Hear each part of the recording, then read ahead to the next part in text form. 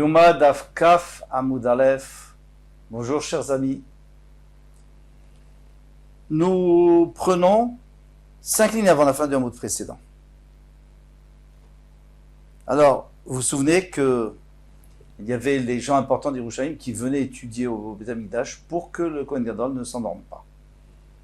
Tania, une braïta qui nous dit, donc c'est au temps des Tanaïm déjà, Abba Shaul Amar, Avni Gvulin Ayo Simken. Même après la destruction du Beth Amikdash, du temple, où il n'y avait plus besoin, eh bien les gens importants, et même tout celui qui voulait, ils le faisaient, ils restaient éveillés toute la nuit, Zecher le Mikdash, pour se souvenir du Beth Amikdash, pour ne pas oublier qu'au Beth Amikdash on le faisait. Et là, Shayuchotim, mais malheureusement, les hommes et les femmes restaient éveillés, ils se mélangeaient, ils faisaient des avérotes. Amar Abaye a dit, Veïté Marav Nachman bar Yitzhak, et il y en a qui disent que c'est Rav Nachman bar Yitzhak, Targuman Nerdea, comme l'histoire qu'il y avait à Nerdea. Alors Nerdea c'est bien après, c'est pas en Amorim, mais il veut dire, comme cette histoire, c'est ce qui se passait aussi à ce moment-là. D'amarle, Eliaou, les Rav Yehuda, Achva, des Rav Salah Chassida. Eliaou Navi qui parlait souvent avec Rav Yehuda, le frère de Rav Salah Chassida, le Chassid. Amritou, vous vous posez la question. Amaï loate Mashiach, pourquoi il ne vient pas le Mashiach? Mais regardez, Motzi Yom Kippour, on a tous une kapara. Tout le monde est pardonné.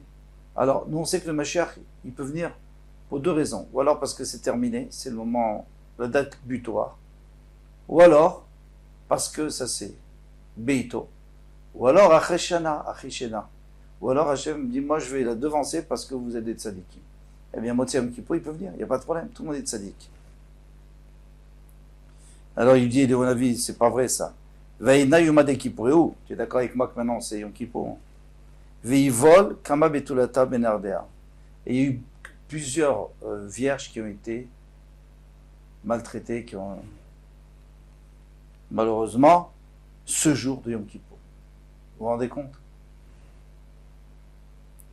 Alors il était choqué à Marley, à 4 jours Chomayama. Alors qu'est-ce qu'il fait Hachem maintenant? C'est un problème. Parce qu'Hachem lui a Yom Kippour, il veut nous pardonner, mais voilà, en train de faire des fautes, qu'est-ce qui va se passer? À Marley, il lui a dit, tourne la page, les pétards chatadrovetz. Qu'est-ce que vous voulez que je fasse? Hachem dit, les pétards à la porte, la faute, Yitzhara, est accroupi. En fait, c'est Hachem qui a dit ça à Caïn, attention. Attention, ne tue pas, ne fais pas quelque chose à ton frère, parce que la faute, elle t'attend. Alors il y a plusieurs pshatim. Qu'est-ce qu'il voulait lui dire par là? Alors, Rashi est expliqué par le Maharsha. Il dit que Hachem a dit, bah, qu'est-ce que vous voulez que je fasse? Le Tzara est trop fort. Ah, vous allez me dire, mais alors quoi? Alors on peut faire son vœu maintenant parce qu'on a un Tzara trop fort? Non, demain on verra. Demain on finira. Mais pour l'instant, c'est Yom Kippour, on va attendre. Mais il y a un très joli pshat aussi, qui a été dit, un deuxième pshat par le Maharsha. Il dit, eux, ils ont ouvert une petite porte. Ils ont dit, bah, il faut se souvenir du Beth Amikdash, donc on va rester toute la nuit éveillé. Mais des gens qui ne sont pas capables de rester éveillés toute la nuit et d'étudier. Donc, ils ont ouvert une porte au Yitzhara, le Yitzhara est rentré. La pétach chatatrovetz, il attend derrière la porte. Tu ouvres la porte. Mais en réalité, ça, c'est quelque chose qu'on voit tous les jours. Tous les jours, on voit ça. On ouvre dès qu'on ouvre un peu la porte, il rentre et c'est fini. Et c'est pour ça qu'il ne faut jamais ouvrir une porte. Il ne faut jamais laisser rentrer les Yitzhara, même un temps soit peu. On dit, non, c'est pas si grave. Non, il n'y a pas, c'est pas si grave. Avera, Goret, Avera, il avait rentré notre Avera. Et ça ne se termine pas. Une fois qu'il est rentré, il devient maître après. Maître des lieux. Bon. Donc, voilà. Les Satan Mayama. Alors non, Satan, qu'est-ce qu'il fait? Il va se laisser faire le Satan. Amarle, Satan Biomadi qui pourrait l'éclairer, les Astouné. Il n'a pas le droit d'accuser. Il n'a pas le droit d'accuser. C'est-à-dire quoi qu'il n'a pas le droit d'accuser? Il peut dire à Hachem, regarde, ils ont fait une faute, ça il peut dire, mais après Hachem a dit, bon d'accord, on va voir. Et lui, il ne peut pas maintenant venir et dire, ah non, il faut les punir et tout. Tais-toi. tu n'as pas le droit de parler aujourd'hui, c'est Yom Kippour. Mimaï, d'où sait-on? Amar Rami Bachama. Rami Bachama dit, à Satan, Gmatria tlat mea veshitin verbaave. Si vous faites la Gmatria, donc Satan, il y a un Shin, 300, tête, Nun, ça fait 350, et tête, 359. Ah, il manque le He, ça fait 364. Tlat mea veshitin verba havu, 364. Tlat mea veshitin verba yomé, donc 364 jours, Hitler et Shutale Astune, il a le droit d'attaquer les bénis Israël. Mais Yom Kippour, il est Shutale Astune, mais Yom Kippour, il n'a pas le droit. Et qui t'a dit que c'est Yom Kippour? D'abord, il n'y a pas 365 jours dans l'année, il y a 354 jours dans l'année lunaire. Ça, c'est pas grave, parce que lorsqu'on fait une matria, on fait toujours par rapport à ce qui est stable. Alors, parfois il y a 354, parfois il y a beaucoup plus, lorsqu'il y a une année où on rajoute un mois, 30 jours en plus. Donc, on a donné une moyenne.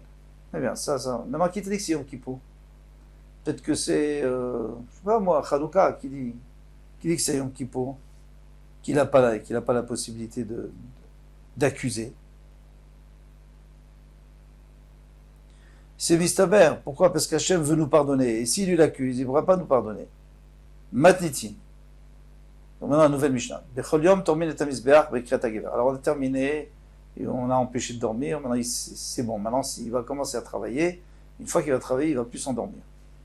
Alors, Bechol Yom, tous les jours, Tormin et Misbeach. La première mitzvah à faire, c'est de prélever la cendre du Misbeach. Donc on réunit toute la cendre, on prélève un peu de cendre, et le Kohen descend, et il descend la pente, et juste à côté de la pente, à 3 tfachim, il pose la cendre, et la cendre est engloutie par le sol. Et un miracle, elle est absorbée par le sol.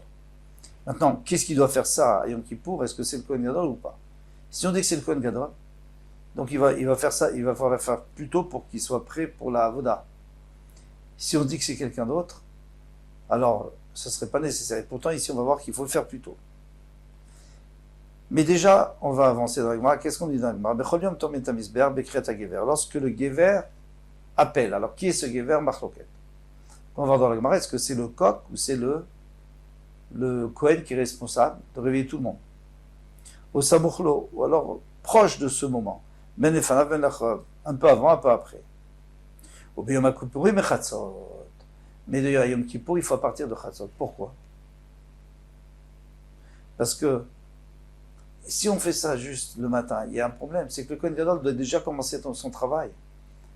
À l'aube, il doit commencer par le Korban Tamid. Et on ne peut pas apporter le Korban Tamid tant qu'on n'a pas nettoyé. Alors qu'est-ce qui se passe? C'est vrai qu'il faut prélever. Mais après avoir prélevé, il y a encore un gros travail. De réunir toute la cendre. De la mettre joliment comme un tas. D'enlever tout ce qui n'est pas brûlé. Bon, il y a du travail. Et ça se fait dans la nuit. Comme ça, au petit matin, il peut déjà commencer son travail. Ou Barigalé, mais pendant les fêtes, donc Pessah, Shavuot et Sukkot. Mais Ashmora Rishona, à partir de la première garde, c'est-à-dire le premier tiers, à la fin du premier tiers de la nuit. Donc la nuit, si la nuit était composée en 12 heures, donc à partir de la 4e heure, la fin de la 4e heure, eh bien, donc c'est avant Chatzot, parce que Chatzot c'est la 6e heure. Donc, il faut déjà commencer à prélever et s'occuper du misber. Pourquoi?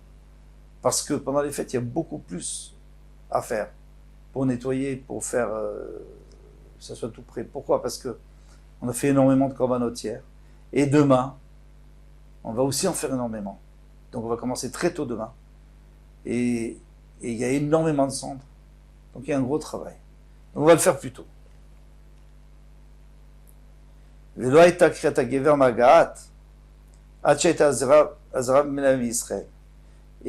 quand arrivait le son du Gever, qu'on verra dans la Gemara, eh bien, il y avait déjà, les ministres étaient venus pour apporter le korbanot, parce qu'il y a énormément de korbanot et tout le monde veut apporter son korban. Il y a le korban chagiga, olat chagiga, il y a le korban shlamé chagiga, il y a le korban simcha, shlamé simcha. Dans la table, on a enseigné là-bas, Evarim shepaku, me'al gabe misber. S'il y a des morceaux de de korbanot qui ont explosé à cause de la chaleur et ils sont tombés du misber. Kodem chatzot, si c'est avant chatzot, yachazir, il faut les remettre sur le misber parce qu'ils sont pas encore, ils n'ont pas été agréés par Hachem. Ou moalim bahem. Et si quelqu'un en profite, il transgresse Meïla parce qu'il profite du Kodesh. La chachatzot, mais après minuit, lo yarsir, on n'a pas besoin de les remettre. Ça finit, ça y est, la mitzvah est terminée, ils sont brûlés. Venmolim limbaem, mais d'ailleurs si quelqu'un les utilise, pas bien, mais si quelqu'un les utilise, il n'a pas fait de Issur Meïla. Minan emile, d'où sait-on une chose pareille? Amarav, katuv echad omer kol halayla veiktir. Il y a un passage qui a dit que toute la nuit, il devra être, les korbanot, ils seront sur le misbeach, veiktir, et ils vont brûler. Donc on voit bien que toute la nuit, ils doivent brûler. Vekatuv echad omer, il y a un passage qui dit le contraire. Kol halayla ve'erim, toute la nuit, je peux prélever la cendre, c'est-à-dire que c'est déjà toute la cendre. Alors décide-toi, ils sont brûlés ou ils ne sont pas brûlés? Ha-ketzat, alors comment on va comprendre? Chalkeu, chetzio, le'aktara, ve'chetzio le'arama. Alors divise la nuit en deux. Quand il y a écrit que toute la nuit, il faut qu'il soit sur le feu et que toute la nuit, on peut prélever, c'est-à-dire la moitié, le début de la nuit, les premières 6 heures, ils doivent rester sur le feu. Les deuxièmes, on peut prélever, c'est-à-dire que s'ils sont tombés, c'est fini, c'est pas grave. De toute façon, on ne les remet pas, c'est déjà brûlé. Très bien. Pour l'instant, ça va bien. On a compris pourquoi Yom Kippur, on fait à partir de Chatzot. On peut prélever à partir de Chatzot parce que, à partir de la 6e heure, c'est déjà le moment de prélever. Mais mais lui, il va demander, il va dire, mais on a bien vu ça dans la Mishnah, que tous les jours, on prélève le Mizbeach avec Kiryat HaGever, lorsqu'il y a le son du Gever. Osa Muchlo, quand c'est proche, Ben Milfanav, Ben Melachav, soit avant, soit après, ou bien Makipourim Chatzot. D'accord, il y a Kippour après Chatzot. Ou Barigalim, mais pendant il fait le Mashmar Rishona, c'est-à-dire avant. Admettons que la nuit tombe à 6 heures, Chatzot à minuit, eh bien à 10 heures du soir, déjà on peut, à 22 heures, on peut déjà prélever, mais non, c'est pas encore la moitié. Il faut donner une autre réponse. Tourne la page. VI, c'est encore la question. VI, si ça monte à ton esprit. Mais Chatzot de Horaïtaï, que la Torah nous dit que c'est seulement à partir de Chatzot qu'on peut faire Troumat Hadeshem, qu'on peut prélever la cendre, parce que la mitzvah de prélever la cendre, qui est une mitzvah de la Torah, on a dit, c'est une mitzvah, c'est comme si on dit, voilà, on a terminé tout le travail de hier, tout a brûlé, il nous reste de la cendre, on prend une partie de la cendre, on l'offre à Hachem, et après le reste, c'est fini. Mais ça, on peut le faire qu'à partir de Chatzot. Alors, Echi, Mekadminan, comment on peut l'avancer avant?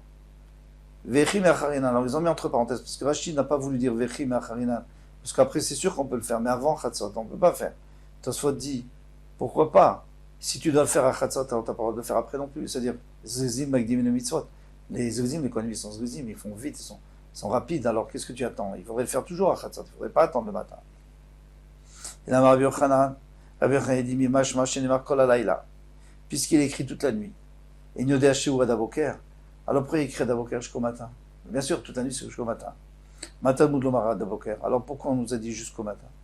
Ten Boker le Vakro Shelaïla. Tu peux rajouter un matin plus tôt. C'est-à-dire le vrai matin, c'est quand? C'est quand il y a le soleil, il y a la lumière. Alors Tashacha.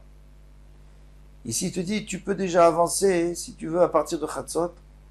Ça s'appelle déjà le début de la fin de la nuit.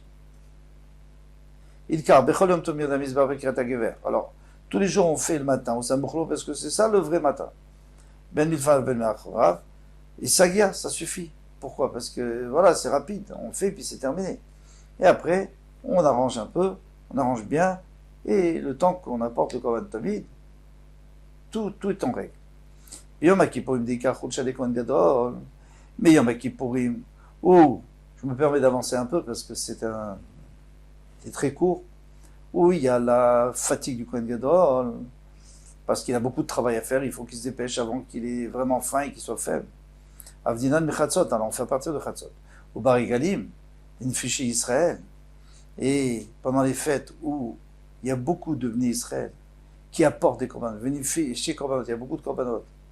Donc le matin, il y a beaucoup de gens qui attendent, et le soir, il y a beaucoup de gens qui vont apporter des korbanot. Avdinan Me'ashmar Rishona, on peut faire à partir de la Shemar Rishona. Ça veut dire que quand la Torah nous a dit Boker, ce qu'on veut, on peut décider ce Boker-là, parce qu'il y a le Boker du matin, d'accord? Ça tout le monde est d'accord? il y a le boker avant, c'est-à-dire, ou alors à Chatzot, ou alors à la fin de la première garde, déjà c'est le début de la fin. Kidektaneta ama, comme on a enseigné la raison, lo eta kreta gever magat atchaita ezram nami Israël, que lorsqu'il y a eu le son du gever, eh bien, les bénis d'Israël étaient tous là, ou plutôt la Hazara était pleine d'Israël qui voulait apporter leur korbanot. Donc, comme on a expliqué, on a les corbanotes de hier qu'il faut tout nettoyer, tout mettre en ordre, et il y a les corbanotes d'aujourd'hui. Avec ça, on peut s'arrêter. À demain, Bezrat Hashem, Kol Tov.